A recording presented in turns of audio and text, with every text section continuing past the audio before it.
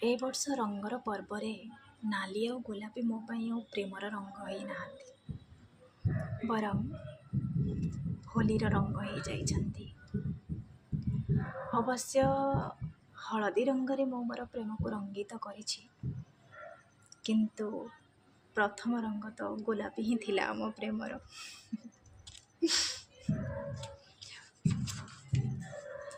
ତୁମ ବିନା କଟୁଥିବା ଏ ପ୍ରଥମ ହୋଲି ସତରେ ଭାରି ନିଆରା ଲାଗୁଛି।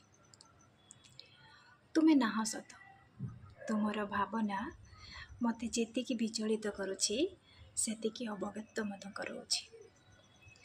ତୁମ ବିନା ଏ ରଙ୍ଗର ପର୍ବ ମଧ୍ୟ ସମ୍ଭବ, ଆଉ ମୁଁ ତୁମ ଛଡ଼ା ବି ରଙ୍ଗ ଲଗେଇପାରେ ମୋ ନିଜକୁ, ଆଉ ମୁଁ ରଙ୍ଗିତ ହେଇପାରେ ଏ ରଙ୍ଗର ପର୍ବରେ।